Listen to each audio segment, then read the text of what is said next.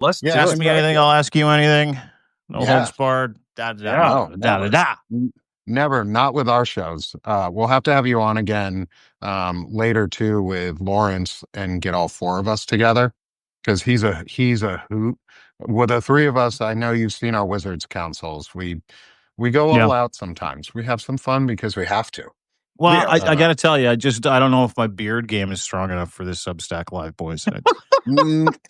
It's not yet there, but you're getting it in there. Honestly, we do the beard thing because it's insecurity because like I'm putting myself up. I'm putting myself up as a mail order husband for Canadian women, so I've got to go extra. Like that's my abandoned my expat plan or my get out of real fascism America plan is Canada or Australia. So I'm pretty much leaning Canada. That's why I got the beard. Okay, yeah. You just want to assimilate into Canada and kind of you want to go into Northern Ontario and everybody's going to be like, look at that guy. All you need is like one of those Mac Tac jackets. We like to call them the Keswick dinner jacket or some denim and like a black T-shirt or something that says AC/DC on the front. Dude, you will pass for a Northern Ontarian like that with that beard. Same with you. I'm there for it, man. I'm from Vermont originally, so like I used to go to Montreal. We used to take trips to Montreal for school field trips growing up, and Vermont flannel would fit right in. Like just put on a nice little flannel jacket. That's all you need. Yeah, like the beard, it fits you right in. You're woolly. Just own a moose or two. No, you can't have those here. You're not allowed to keep a moose as a pet. I don't know if you guys know that. I mean, you want to go the full Monty, you get a pet moose, go ahead. You can, however, have like a hybrid wolf and live in the woods. And you guys both look like survivalists. Like I'm betting that between both of you, we've got 7 to 10 years worth of preserved jams and foods in your basement. I don't actually have a basement, so you got about 6 weeks with me at most. Okay. I've got 6 months. We'd be here 6 months. We'd be all right. As long as, but I know how to get to 6 months real quick. Like, oh yeah, I mean, the problem is if I go to Ontario or Northern Ontario, what's going to give me away is as soon as it gets really cold, my son will come out and be like, damn. Yeah. And they'll be like, it's like, it'll be like the Body Snatchers, like, just get the point. And he's like, American. It's like, oh no. Oh, see, I'll give it away the second we start talking about maple syrup, and I just go Vermont's better. Oh, you're done. It's funny. I think there's this myth that Americans have over Canadians that we're somehow protective over our maple syrup monopoly. No one here gives a shit about maple syrup. You guys don't have. We have so much of it. It's like growing up with a ping pong table. You just never use it. Like, you know what I mean? It's like I don't even eat pancakes. Like maple syrup up here is like, oh, okay, yeah, I guess we're the kings of maple syrup. So when someone's like, you want to have a maple syrup fight, like right now with you. I'm like, sure, I guess Vermont might be better. I mean, we don't really know. But the one thing you guys have to do if you plan on marrying a Canadian and coming up here and assimilating is you got to change how you say certain words. You really got to extend the O's and the U's, right? You can't, there's no sorry. There's no A in sorry. It's sorry. Sorry about that. Yeah. Supper instead of dinner. We're having supper tonight, everyone, not dinner. Let's go for fucking supper. You want to go out to the garage? Yay. Go shooting. Yeah. Hey, fucking rights. And everything is fucking rights and fucking A. And the other thing is that you have to refer to inanimate objects as she, right? If you have a truck, you're like, oh, she's a fucking beauty. Geez, I'm going to go out to the garage and get your truck. My plan is to watch like a marathon of Letterkenny. Yeah. And, and then I'm going to do that like two, this back to back before I go. That's good. It's a good little Coles Notes over Rosetta Stone for a Canadian. But what you want to do is if you're going to watch Jared Keeso's show, which is Letterkenny, you want to watch Shoresy. Shoresy's good too. I love Shoresy. Without question, it is the most Canadian show you will ever see in your life. Do that. Listen to the Tragically Hip for a month, and you're more than welcome to come in. We might even give you a job and a bunch of money. So. Can't confirm. So we brought you on because you're friggin' awesome. And it's great to have you here with us. But we also wanted to pick your brain on some cool issues. And there's some, as I prefaced the show with in my call out this morning, or my note this morning was tiny testicled tank Trump is fucking rolling along through fascism and trying to pressure Canadians into becoming a 51st state and trying to bully a country for no fucking reason. And now we've got Mainers trying to get Alberta to secede and rescind all its laws and become American. Can you tell me your feelings on that? Because I don't think you were explicit enough in the pre-show on how you felt about that. I really want to pick your brain. Nick's setting me up. I love it. Nick and Fred, it's awesome to be here with you guys. A great little preamble, and thank you so much for having me. I'm big fans of yours as well, and how you stand up for authenticity and real values, real character virtues, and you're real men, boys. It's not just the beards. You've got the moral fortitude and the values that make America America, and that you guys are a light in American media, a light in American commentary. So thanks for having me. Yeah, so I gotta go. I gotta cut you off. I gotta go do some Pete Hegseth push-ups now. Like you just those weren't push-ups. I gotta be a man now. Did you see the pull-ups? You see the pull-ups? Those aren't even like Fred's a Marine. And so he knows pull-ups, and those weren't pull-ups. I can't do them anymore, but I know pull-ups, and it's just like, bro, come on, man. Like, no, those are not real men. Those were not real push-ups, and the whole offer to join the United States of America is not real either, depending on who you ask. Listen, I'm really I'm blown away every day that I see the MAGA / Russia / CCP ops grind it up here in Canada, that seem to run lockstep with our version of the GOP, which is a party called the Conservative Party of Canada. And, the disinformation and the misinformation is one thing, but the earnest effort to somehow pull a province out of Canada so that they can disrupt the confederation of provinces, which we know is this great white north, is in full swing. We've got an ambassador up here. His name's Ambassador Pete Hoekstra, and he is from the state of Michigan, and he was kicked out of the Netherlands several years ago for trying to organize far-right rallies with Gert Wilder. So what does Trump do? He sends Pete Hoekstra up here. What has Pete Hoekstra done for the past couple of months?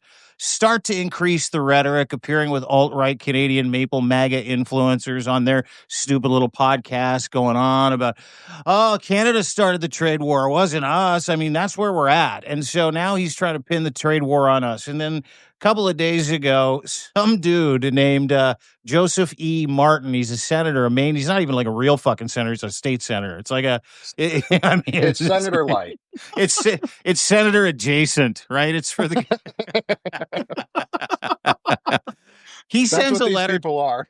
Yeah, it's a training wheel senator, is what. Yeah, I like that one. It's a good one. Yeah, it's like a potty training for a real senator. So he's a religious zealot. He sends a letter to about 900 elected Canadian, duly Canadian officials, provincial and federal, and it's a 4-page banger. And this letter looks like it was written by a guy who was on fucking acid while attending a 10-hour church ceremony. And it goes on and on about how, and keep in mind, he's inviting Canadians to join Canada, inviting Canadian politicians to commit fucking sedition and treason against their own country. And all you have to do is give us, this is in his letter, Manitoba, Saskatchewan, Alberta, and British Columbia, give up your flag, give up your laws, give up your money, give up your passports, serve one nation under God, a Christian nationalist nation, and you're going to have a great fucking time down here. What the senator from Maine, or the adjacent senator from Maine, fails to realize is we have fucking televisions and the internet. And we're watching the United States of America disappear their own citizens, throw Americans in concentration camps, cancel habeas corpus, fundamental fucking basic human rights. We are watching the takeover, the fascist takeover of a nation where gun violence is the number one killer of children, where you have hundreds of school shootings every single year. We don't have any of that. We got none of that. We got none of that. We got universal health care. Last year alone, 600,000 medical bankruptcies declared in the United States and Canada. Zero. We're at number 3 in the quality of life and the happiness index of countries around the world. So, unfortunately for the senator of Maine, it was a shot in the dark. But that's the kind of stuff, and I said this on our Substack Live with Zev yesterday. That's the kind of stuff that just simply needs one answer. Senator Joseph Martin, go fuck yourself. Pete Hoekstra, go fuck yourself. We don't need it. We don't want it. We know we're better than you. We know you're holding people like Nick and Fred hostage. We know. We don't want any of that. And when this is done, and all of you are at the Hague, all of you are being tried for war crimes against your own people, we're going to sit back and laugh and drink our tea and eat our pancakes with maple syrup and just say, I told you so, and then high five guys like Fred and Nick across the border and say, job well done. So there you go. Here's the thing. I think, if I may, and I want to be fair, because Dean, I don't think that although a 4-page acid trip of 10 hours of church service sounds freaking amazing. Sounds terrible. Yeah. But a lot of dragons. I think what Canadians don't really understand about Americans, and if I may, is we have a thing that we've called on Banner and Backbone our unnecessary patriotism, which permeates life, and we call it the eagle jizz. And you get wonderful things like the Stars and Stripes just being on everything. And the Eagle Jizz hotline. Oh, yeah. We got the Eagle Jizz hotline. You get to say things like America. You get to wave flags. They get to be on unnecessary places like underwear. Wear Speedos. Yeah. With a flag on them. With in the middle of a hurricane. Yeah. Of course. The flag at the wind. Yeah. AR-15s at the wind. No, you're not going to get health care right there. And you're going to have your kids die from. But you get guns. Yeah, you get guns. You get a lot of them. There's more guns than people. Yeah. Right? Yeah. There's more guns than Chiefs especially with all the gun deaths, that gap is widening every single day. Yeah. We're getting more and more guns per capita. Like, come join us in the gun capital of the world as we shoot ourselves in the foot. Because when was the last time you heard of 100 guns getting killed by a human being? Hasn't happened. And that's the thing. We look at the United States of America very differently than we did, 6-8 months ago, right? But we always knew that the United States of America had a major fucking problem with guns. And we have an American problem with guns too, because y'all keep smuggling. Y'all keep smuggling your guns over here. And to hide that fact, Donald Trump's like, Canada's sending boatloads of fentanyl through the land borders crossings of the United States. It's truly a mirage. And so, I know America has warts. I know America is, has caused their own problems with flooding, a country of 370 million people with about 410 million guns. And the problem's only getting worse because everybody's getting more divided. And, like I said the other day, Donald Trump's problem isn't, 300 million Americans. It's 300 million Americans didn't vote for him that have fucking guns. That he's trying to kettle, that he's picking up on the streets, that he is telling that they don't have their basic human rights anymore.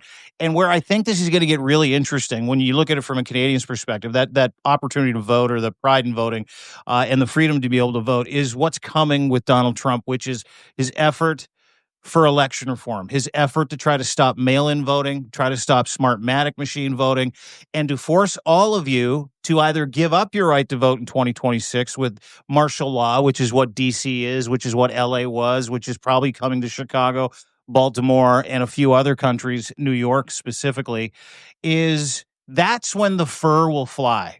As we look at it from outside, as guys like you go, okay, I'm packing heat too. And now you're threatening me and my freedom and my God-given ability to go and fucking cast a vote. It's time to strap on. And that's what I'm afraid of in the United States of America. We're afraid of that too. We're terrified of that.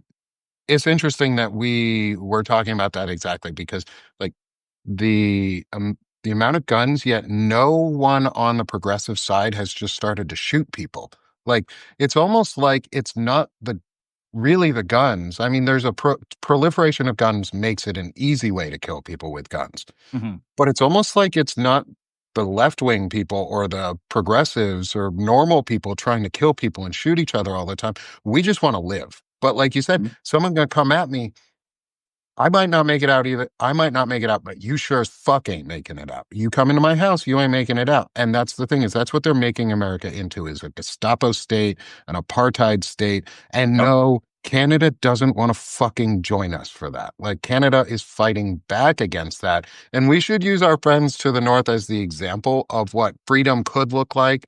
You know, where you were talking about yesterday about, I don't know if it's outlawed, but outlawing basically like religious based doctrine as law, or restricting it in how you can be a representative, so that only those who are really more middle of the road and aren't extreme can get in. Yeah. I think that's a great idea. Can I ask you guys a question? Sure. Yeah. Both American. You guys God fearing? Do you subscribe to a religious ideology? No. Did you grow? I'm agnostic. Okay, me too. Did you grow up in it? Parents? Yes. Family? Oh, yes. Oh, yeah. A little bit, yeah. Yeah. Oh, yeah. I grew up in the South, you know, so, yep. Mm-hmm. Okay. As did I. And the one thing that I understand from being apostate, which is what you call it when you grow up in a certain faith and then you wake up one day and go, oh my God, you people are fucked. Yep. Oh my God, this is a fucking cult. I need to get out. I'm like 19. Yep. Let's leave, please. The one thing that the Christian faith, and this is the bugaboo around Christian nationalism, and this is why when people talk about Christian nationalism being a good thing. Hold on, I'm gonna cut you off. Can we call them nationalist Christians? Yes. Qasim Rashid said this: nationalist Christians, because that just shortens down to Nazis. Okay, yeah, nationalist Christians. Yes. Fuck, I love doing these with you guys already. What are we, 15 minutes in? This is the best. Yeah, we're 20 minutes in, we're having the best. Any way you could strip someone down and make the conversation more pejorative about the people that you can't stand, I'm in. Okay. But before you launch to that, again, I don't want to lose this, because as an American, I feel like I want to give you guys advice on how to navigate our punk ass POTUS, because he's kind of an idiot. And if you notice, his cuisine tastes are not really, they're kind of childish. Mm-hmm. I think the problem we're having with the fentanyl accusation from Canada is one of really just a misnomer. So I think you guys need to explain to him you're bringing poutine across the border and not fentanyl. Because I don't think he knows what that is, right? It's not ketchup. So he's just like, I don't understand what this is. Why is this on fried? What's all the potatoes and the gravy and the cheese curds? Where's the Big Mac? Is that what fentanyl is? Because I'm addicted now. I'm addicted to this. Dude, if you haven't had poutine, it's more addictive than fentanyl, I'll tell you that. I know, right that's now. why it's more said addictive than crack. Like, it's what it is. So you just explain it. No, sir, it's food. It's not food. fentanyl. It's not addictive, food. But it's potatoes, gravy, cheese curds, and maybe you could throw a little chicken on there. Let's live dangerously. You can do a little Thanksgiving poutine with some stuffing on there. But back to Christian nationalism, or nationalistic Christianism, or whatever you want to call it. Yeah. The America is ground zero for like the Western world's first theocracy, right? That's what the Islamic Republic of Iran is.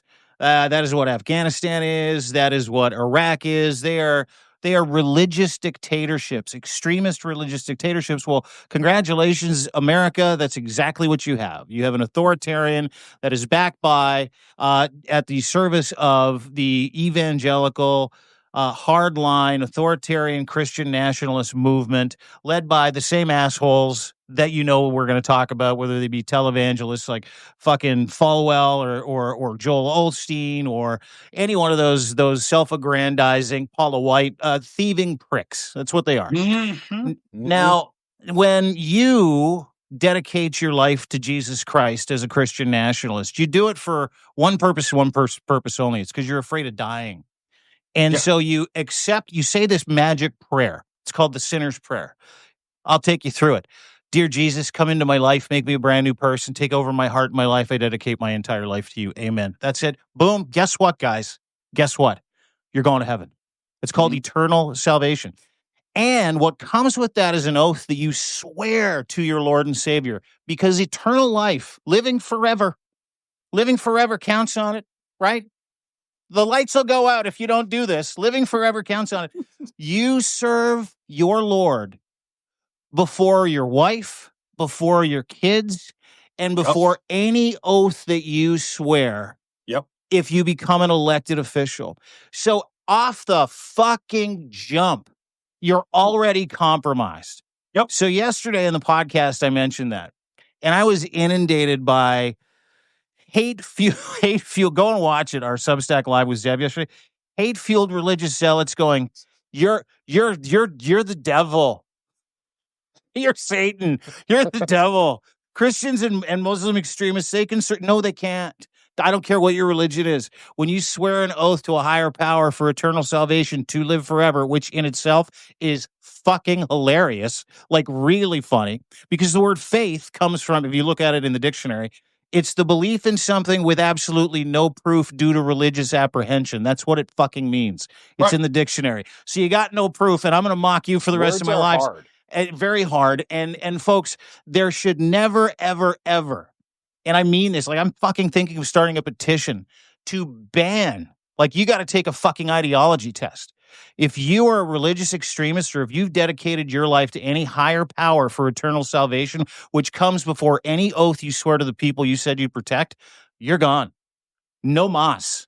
You can't run for office. That's the country I want to live in. It might get to that it might point. be like Sarah Huckabee Sanders, who's the governor of Arkansas, who lives by these faith systems. And guess what? She is subservient to her fucking husband. She took one of these oaths and she's subservient to her husband. That's fucked up.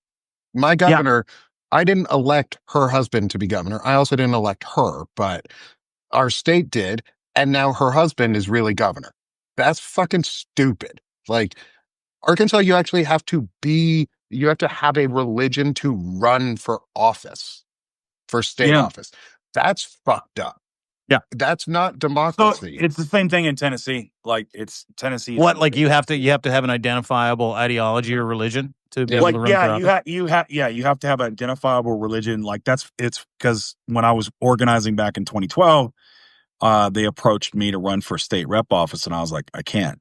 And they're like, it's like, why? I said, I'm an out atheist. I've literally talked about it online. You know, I can't run, you know. It's stupid. So, like, you have to believe, I think it's in the Constitution, you have to believe in God.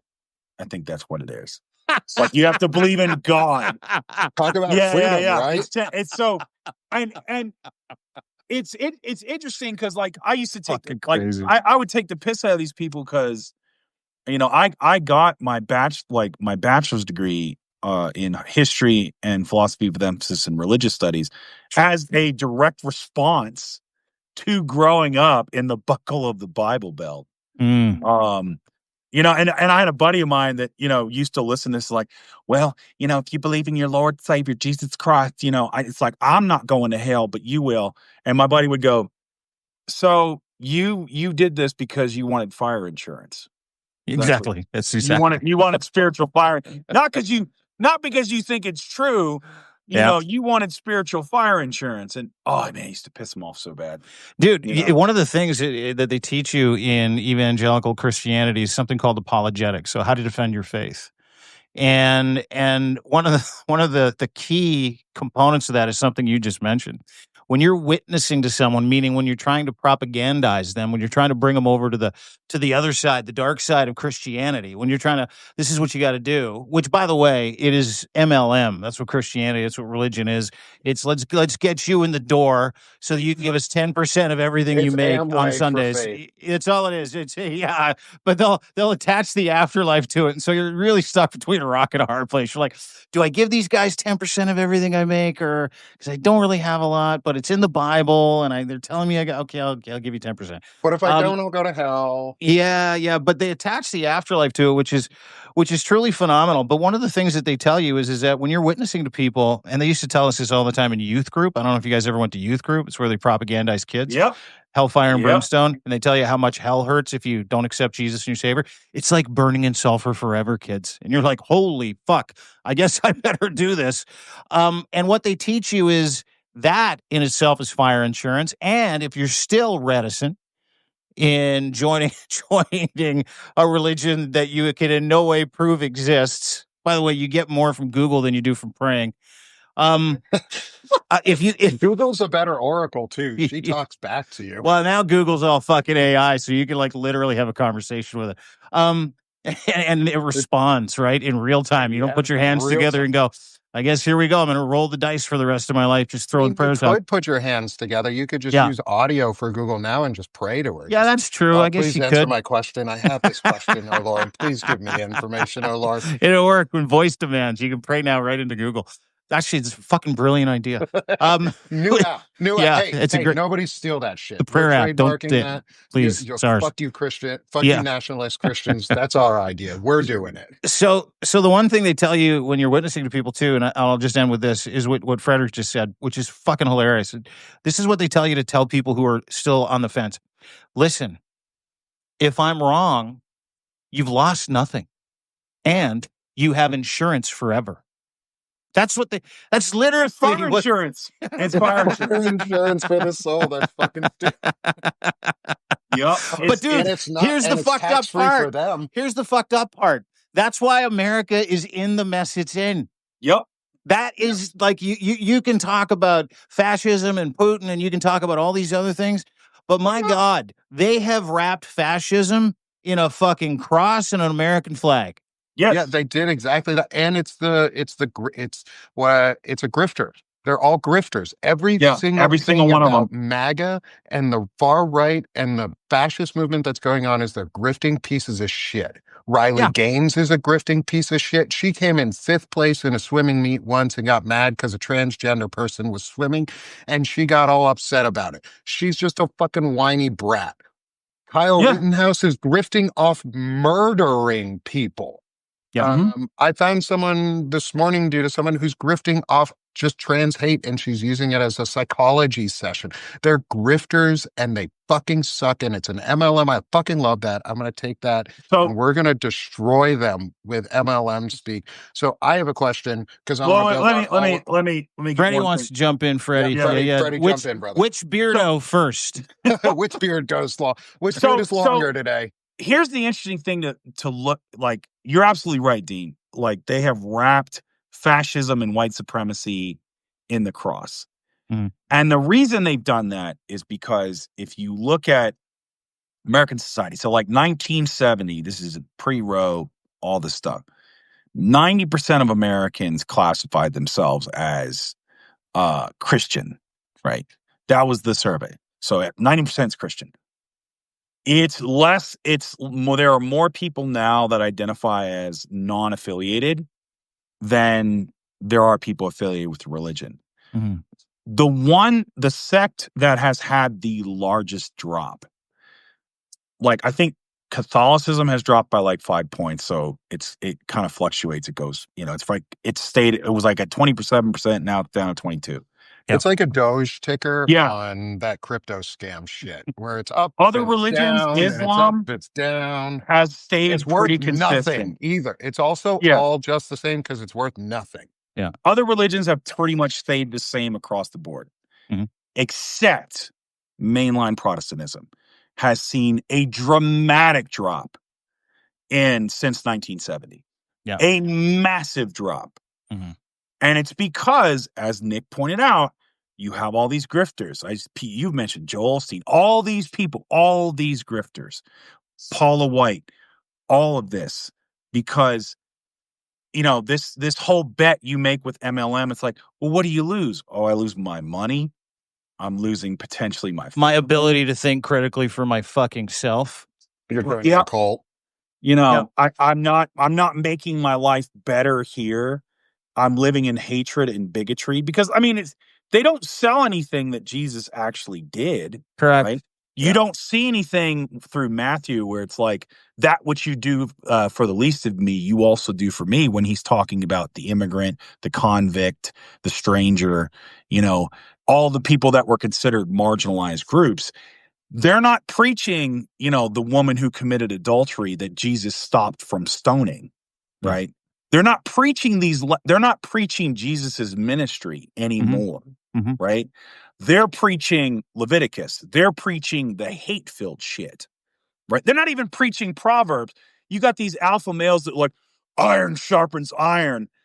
And they forget the second part, which is, so too, the village sharpens the individual. Like, basically, because that part's talking about collectivism. They dropped that part. And I want to have that discussion. Well, but listen, you're touching on some really important shit here, Frederick. Like, I can truthfully tell you that, and we talked about Catholicism, the OG of cults, by the way. It was the very first one. There are 40,000 different denominations of Christianity. There are currently over 4,000 different gods that are being worshipped on this planet right now. 4,000. So somehow this one version of Christianity, which is the most hateful version of Christianity, which, as you point out, it really lives in the Old Testament, about throwing gay people off the top of fucking mountains and, blowing up Sodom and Gomorrah and immorality and all the things that fit into today's culture war. And something happened yesterday, which really kind of buttresses the conversation that we're having here about the problem with religious ideology as it fits into the American political ecosystem, as it fits into every political ecosystem, is every major war has been fought under the pretense that this is a religious war. Iran, Israel, every major war, every single one.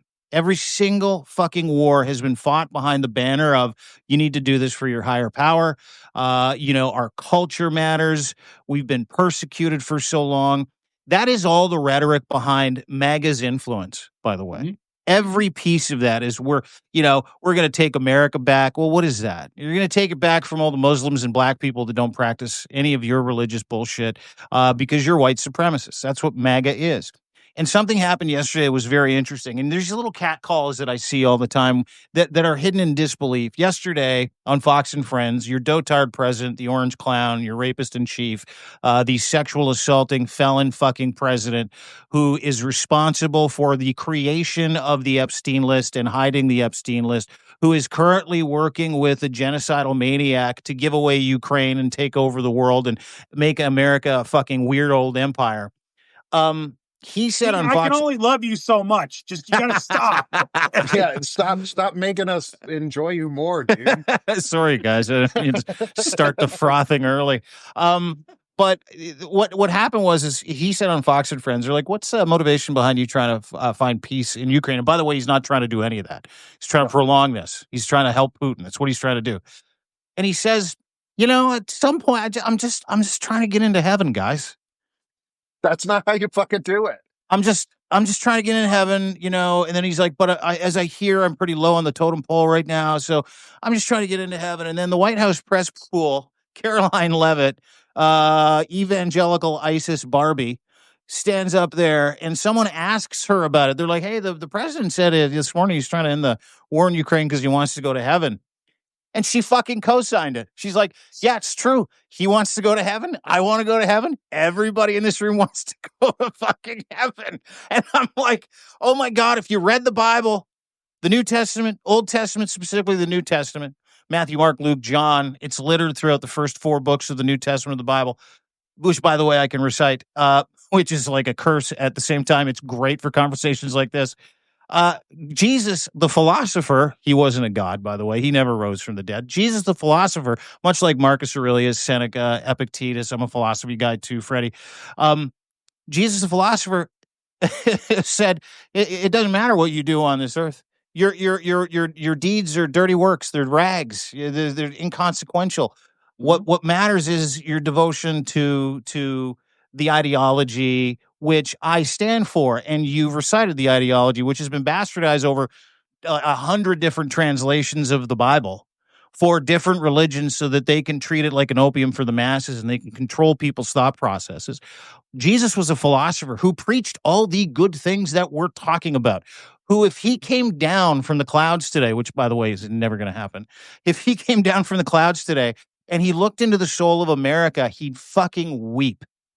He would go right back up. He would just leave. He'd say, nah, I'm fucking out. Yeah, I'm done. I'm good. I quit. You guys fucking suck. You fucked up. You done messed up. And somebody said in the comments, and I want to comment on it, is we're ragging on fundamentalist religions and fundamentalist beliefs and on people who use those to weaponize their beliefs into hatred and taking over the government with it.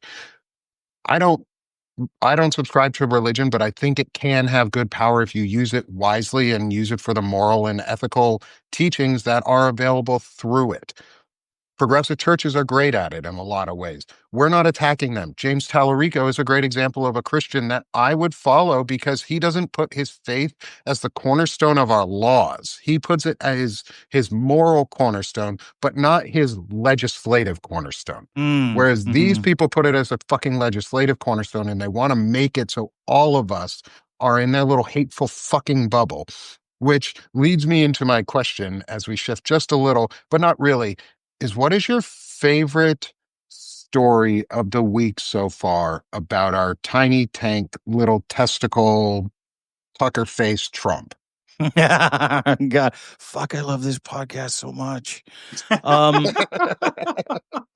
Favorite story of the week. I mean, you know, he ran away with it yesterday with his comment about wanting to go to heaven. I thought that was absolutely spectacular. I didn't even hear that, dude. Dude. I'm like, as soon as you said, I went, oh, Jesus, man. Oh, yeah, I'll post the video. There's two of them. They're great. But I think my favorite moment is, you know, Trump is unwell. Like, he's got congestive heart failure. And someone told me the other day, they go, dude, the neurological issues he's got, the bruising, the liver spots, the edema, that can also be late-stage syphilis. So before I was talking to you guys, I'm like, what are the signs of late-stage syphilis? Let's go. Oh, my God, he's dying of an STD. He made it through that's how Capone went. And now he's dead. Yeah, that's how Capone went. Yeah, Freddie, what were you going to say? Well, oh, my God, if that's the case, I might believe in God again. I'm just saying, you know. I still won't, but I'll be grateful for the news because that makes a lot of sense. I'll give him a high five when I die. I'll give God a high five and be like, thanks, man. That was the right it's like choice. You're still an asshole, but all right, I'll give you that one. But you know, so to kind of touch on what we were talking about in the comments. Well, hang on. I want to get to my favorite moment. Okay. Yeah. I'm not done. I thought that was it. I was like, it's a little. No. That's 1B. This is 1A, boys. Sitting across. This is A-League. This is A-League. Yeah, sitting across from the the Prime Minister of Finland, Alexander Stubb, right across from him, like literally 3 feet across the table, for 15 seconds. Your orange clown, tiny testicled, fucking rapist president is like this, and I'm not paraphrasing, but I'm kind of paraphrasing. I was in Finland. Anybody? Bueller? Guy's right across from him, like right in his face, and Stubb goes like this: "I'm right here, Mr. President," and he's like, "Oh, there you are. And it was in that moment I was like, the dementia's officially taken over, or the late stage syphilis. Either way, that was my favorite moment to answer your question. That's just. Please let us know how you really feel about him, because we haven't even gotten into some of your other favorite. You don't have to soft sell it on this. You can, don't censor yourself. I'll try and find. I need a thesaurus to get more clever about how much I can't stand that man. And listen, I hate him because I live on the outside. It's easy for me to do it, but I hate him for what he's doing to the quality of life of good men and women like you. Like, that's what really upsets me. Is that here in Canada, and this is worth noting, is that we love America. Talked to a couple from Buffalo when I was at the cottages last weekend. They're like, we hate it down there. We're thinking of moving here. And I'm like, well, welcome to Canada. And the woman started to cry. She goes, that is so nice. We thought you hated us. I'm like, no, we love Americans. We just don't like that American or any American who voted for that guy. And we know those people aren't real Americans. There's MAGA Americans. Then there's Americans. You guys are Americans. And that's why I use the colorful language to support real Americans. So We Yeah. have one of the things that's been starting is cross-border like networking Yeah. for major networks. I know the Midas Touch is starting a new thing in like Midas Canada.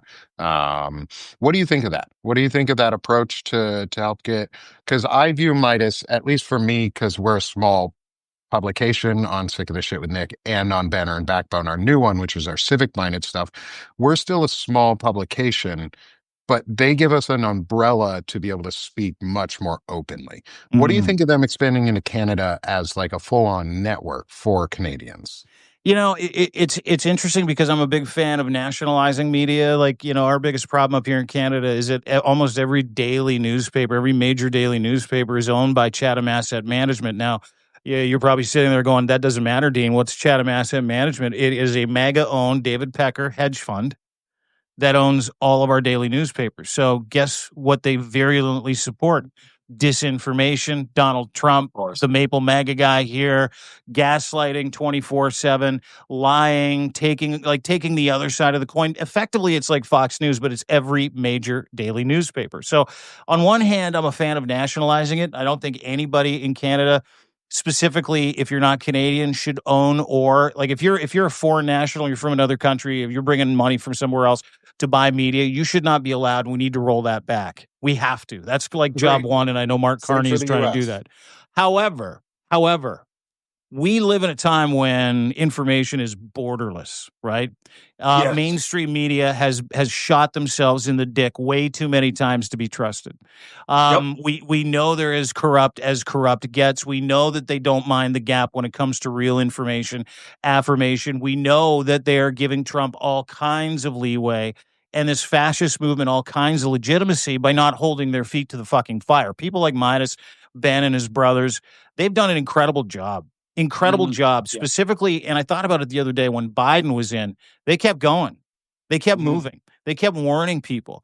Now, are they alarmist at times? Yeah, but we're in an alarming time where, you have to be able to pay attention to those signposts. The guys at Midas are dogged in the information that they give that you cannot find anywhere else, that gives context to exactly what's happening in the United States. And for them to come up here and to team up with guys like Charlie Angus, who is an interesting politician. He's kind of, taken this and ran with it. This is not just, he's not just an advocate, but he's making money doing this too, right? Like Yeah. this is a job for him. He's pivoted away from politics, needed something, so he's jumping into bed with the guys at Midas.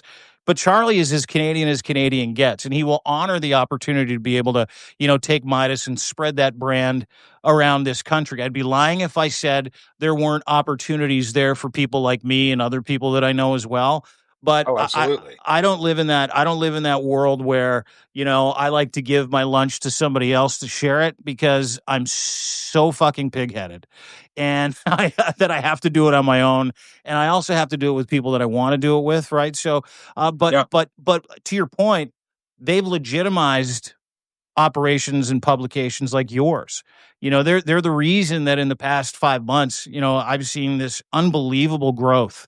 One of the biggest reasons of our Substack and the incredible support from people, not just in Canada. I've got about 8,000 subscribers in Canada. We've got about 23,000 subscribers in the United States of America, 132 different countries. Midas Touch has set the tone. Right. Yeah. They really have for so many, and made it okay for people to be unafraid to be able to have these conversations, because we tell the truth, but we also affirm you as not crazy when we're having these conversations. Right. I put out a post that said, here's things I believe. I misspelled believe on purpose because that's what you do. Here's what I believe. And it was a litany of things about Donald Trump: that he had Epstein killed, that he was his partner and not just a client, that he probably had Ivana killed, that he, that he is a pedophile. He is a child abusing, woman abuser. He is a sexual predator, all of those things. And it got, I don't know, like 1.5 million views. And I thought to myself, oh my God, people are afraid to say this. And when someone says it and stands on it, it's like it gives people wings where they can go, I believe those things too. I do too. Mm-hmm. Yeah. And it's okay to believe those things, and you've got other people talking about them, and that roster of people grows, whether it's you, whether it's Mycelis, whether it's me, whether it's Zev, whether it's Lev, whether it's Cohen, whether it's Nance. Doesn't matter. Being unafraid and living under that umbrella of courage is only possible because of guys like the Mycelis brothers, guys like you, to a small extent, people like us, where we have the ability to be able to confidently speak truth to power, and that to me is good. I think Midas in Canada is a good thing. Awesome. 100%. So this sort of leads, because you brought in some names that I wanted to talk about for a second, is Zev. Zev specifically in this case, because he talks so much about Epstein, and he's so involved and so knowledgeable on that topic. And we have a really incredible contributor who's part of the Banner and Backbone Network, and you've probably seen her stuff around, is Ellie Leonard. Oh, she's in the chat right now. She's in the chat. And I'd love to see if we can organize Ellie and Zev on a show together. Because I think they have so much that they could talk about and could connect dots where they each have found really enticing, but also really closely knit things. And I think we need to get all of these contributors into one place where they can just unload. Like that was sort of what we did this weekend with our 24-hour launch, was we were just like, we need to do something that gets it into people's minds that it's okay to say these things and it's okay to keep asking and demanding them. And I think Ellie and Zev would do a fucking incredible job just ripping the Trump administration and this whole plot of conspiracy down to its core and its parts and expose who hasn't been talked to, so that all of us can collectively go, hey, fuck you, we're going to go do it ourselves. And maybe we can start suing people. Like, maybe we should start fucking suing people as a group and using our power for some good, because they sue the shit out of us for stupid things. It's about time we sue the fuck out of them. What do you think about that, Dean? Yeah, I think that's a great idea, and someone who's no stranger to lawsuits as well. So I have some expertise in this space. I figured you might have an experience or two with some lawsuits. Well, like, there are Jack Posobiec, Charlie Kirk, that whole group. They're loosely associated with this group here in Canada named Canada Proud, who are effectively just a Maple Mega meme company, right? Like they're just a lobby group. They sued me. And then one of the fake convoy trucker lawyers, Eva Chipiuk, threatened to sue me last week. So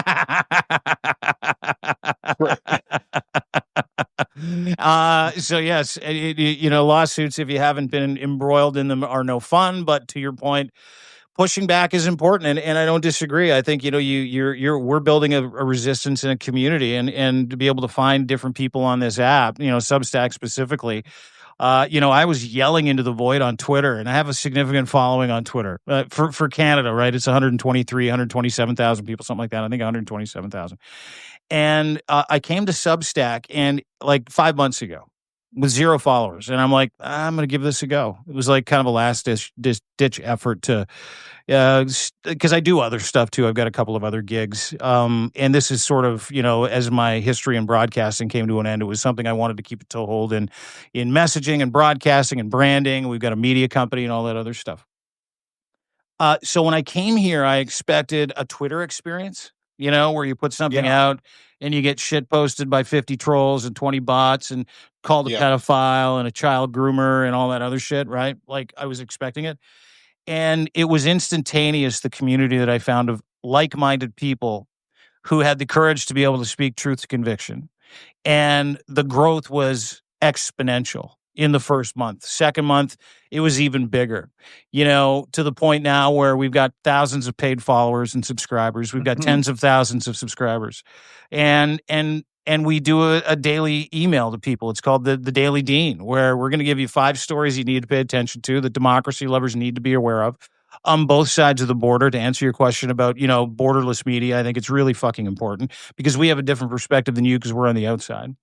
And, to think about what this community has meant isn't just, the subs and the followers and the emails and the content.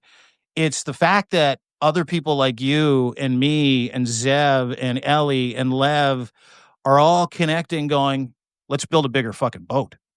Yeah. Let's go forward together and figure this out, because everybody has a different angle, but everybody also has the same conviction, which is this is wrong. And the media outlets that we grew up respecting, we can't respect or trust anymore. Nope. And so to your point, fuck it, let's just do it ourselves. And that's been the most incredible part of being on this app. Incredible. Yeah. Absolutely. Because I came out of nowhere. I lost my job 2 months ago in the tech field, and I got pissed off, and I write fucking poetry, and I was like, I'm gonna write poetry in a podcast. And then I got invited onto a live, and I'm like, I really fucking like this. I like talking. I want to talk to people. And then it just blew up because we can be engaged in this community, but we can also get engagement back where you guys ask us fucking questions and we answer them. Like, where it's not like YouTube though. Like YouTube is too algorithmic, whereas here it feels more natural, where like people actually communicate and talk to each other and don't want to fucking call you a not this is some of the nasty shit. Like, I won't even say it. I won't go down the anti-Semitic route that people will go, because I'm Jewish. Like, I'm culturally Jewish, and you can imagine the words that they like to use. But like, this has been fucking incredible. Like, this gives us the space. Like, today has been absolutely a blast because we got the chance to just bro out and just chill out and hang out and have a space where what we like to talk about is men's issues at this point in a lot of ways. We talk about many things on different shows, but one of our issues now has become men's issues because we're reframing it away from the right wing ideology. And I know we only got a couple minutes, so I just want to touch on this for a second. Is what are your thoughts on reframing these arguments out of their terms and start using our own damn words to explain them, and stop being afraid of explaining truth without the fear of offending a right-wing bigot? Well, first of all, you'd have to care about offending a right-wing bigot for me to answer that question. I don't give a fuck. That's fair point. That's a fair point. Listen, it's a great place to end the conversation. It's a great question. Men, talking to men. MAGA doesn't exist unless, and Maple MAGA here in Canada doesn't exist unless a few key individuals told men, young men, that they need to be angry. Angry the girls don't like them. Yep. Angry they can't afford a house. Angry they don't have a job. Angry they've been passed over. Angry, and this is really important, that the Great Reset is happening and brown and black people are going to take your lives and they're going to marry your girls and they're going to impregnate your daughters. And being able to speak to men, and this is one of my goals and my dreams, is to be able to, because I've got 3 young boys that I brought up with Stoic philosophy, cognitive behavioral therapy, which has really helped save my life and change my life in so many ways. Yeah, good for you. Good. Well, fuck, there's a whole conversation we need to have in number 2, boys. We're going to do this again. I've been through it too. Yeah, we've all been through the ringer. Yeah. So cognitive behavioral therapy. I've been through it too. Yeah, dude, it's so important. It's so important because, what you realize when you teach young men to be men is that it's easier to parent young men properly than it is to fix a broken man when he's older.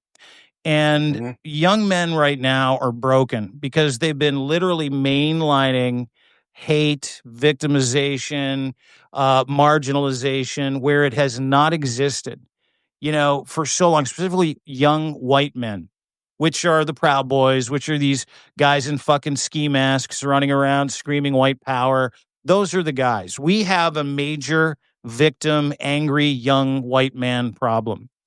And to reframe that, and I like what Gavin Newsom's doing because that speaks to me, because he's meeting them on their territory. He's owning their language, but you also have to be able to offer an option to these young men and to be able to tell them that they're in charge of their lives. They're in control of all the consequences that they experience in life via the effort they put in.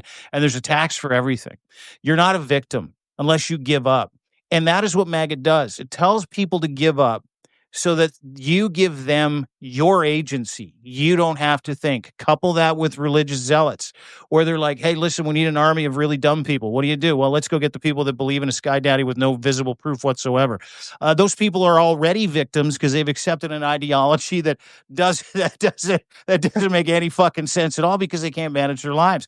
So what we can do is start reframing, words like you're a fascist hillbilly, which are two of my favorite words to call people. You're a fascist hillbilly, you're this, you're that. And having conversations with young men, the ones in the middle, the ones who you can still reach. And I would love to have those conversations here with you guys down the road as we continue to get to know each other and have conversations about what's really important, because I think that reframing, specifically with two men, two bearded dudes, a Marine and a vet, couple of vets who serve their country with distinction, I think would be absolutely one of the most important conversations we could start having here. 100%. I'm down. Thank you. Let's do it. So we're right at the top of the hour, and we're going to respect Dean's time here. So we're gonna end the show. Dean, everybody here can obviously subscribe to you right through the button at the top. Please do subscribe to all three of us, but subscribe to Dean. He's got some incredible stuff. Go watch his 5-stack with Zev Shalev in the afternoons. They give really good information and they help keep you informed. Go listen to him with Lev and Olga and all of the team, like all of them working together to expose the truth. And we'll close on this like we always do. Let's stop being sick of this shit, y'all, and let's start fucking doing this shit. This was so much fun, guys. Thank you so much. Guys, thank you for all of my subscribers. Nick and Frederick, please, again, top left, hit the Chiron. You can subscribe to each one of these guys. They're men with a moral compass and a testicular fortitude you're not going to find in a time when it's really, really difficult to do it in a country where it is very uncommon and unpopular and somewhat dangerous. So you guys continue to fight the good fight. Canada, USA, we're still lockstep, buddy. Guys, we're still right there with you. So let's do this again very soon. And I can't thank you enough for the graciousness of inviting me on. Thanks, boys. Absolutely. Thank you for coming on, Dean. This was an honor and a pleasure. Me too, guys. We'll talk to you soon. Talk to you soon. Thanks, y'all. There we go.